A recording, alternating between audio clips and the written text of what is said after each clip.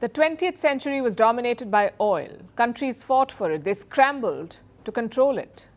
For the 21st century, it's chips. Chips are the new oil. You cannot see them, but they're everywhere. From your phones to your cars to microwaves, chips are omnipresent, which makes them a $611 billion industry.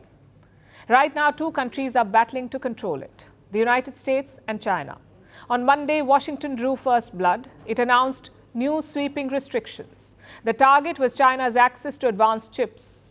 This crackdown includes curbing exports to 140 companies, tightening control of chip-making gear, and stopping the export of US and foreign-made HBM to China. HBM stands for high bandwidth memory chips.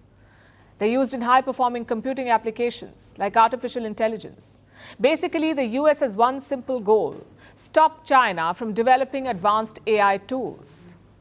That's what this new ban is about. And of course, China did not take it well. These actions severely disrupt the international economic and trade order, destabilize global supply chains, and harm the interests of both Chinese and U.S. companies, as well as the global semiconductor industry. We urge the United States to respect the law of the market economy and the principle of fair competition. If the U.S. insists on escalating control measures, China will take necessary measures to resolutely protect the legitimate rights and interests of Chinese enterprises. Beijing talked about retaliation and they walked the talk. On Wednesday, China banned the export of rare metals to the US. This includes gallium, germanium, and antimony. And why are they important? Because you need these metals to make chips.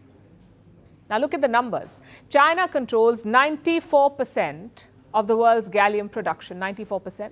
It also controls 83% of germanium production, and China is the largest producer of antimony. So Beijing played to its strengths, curbing the export of these metals to the US. It's a drastic escalation, but it's not the first.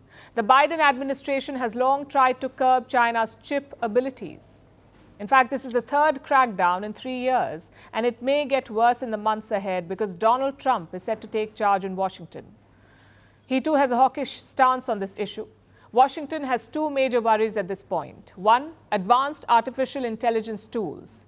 So far, the US has been leading the AI race, and it wants to keep it that way. It wants to maintain the lead. It cannot stop China from acquiring the know-how, so it is trying to derail the development process.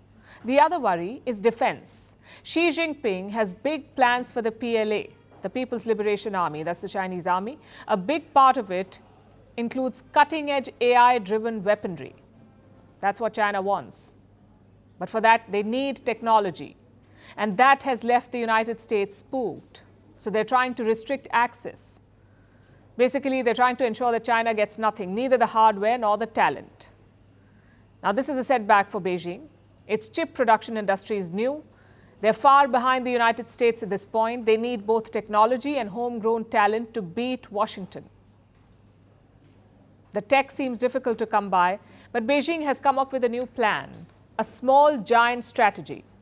You see, the US has a few major chip giants, a few companies, the likes of NVIDIA, AMD, even Intel. China does not want that. It wants small chip and tech giants, and a lot of them. Currently, Beijing has 14,600 small privately owned companies, 14,600 companies. They are driving this industry. 5,000 of them are working in new technology like AI. 90% are manufacturing companies. 80% operate in strategic industries, the likes of semiconductors and aerospace. China's plan here is to cultivate these obscure companies, pump a lot of money into them, grow them into important assets, and scale up the tech competition with the US. So it's going to be Washington's big companies versus Beijing's mini giants. And what's next?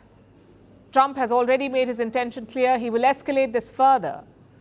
As things stand today, the chip war is far from over. It is in fact escalating. Two superpowers, each with their own strategy. The United States wielding its technological might and China mobilizing an army of small companies. It's a battle that could well define the world in the years ahead. And it's not just about chips.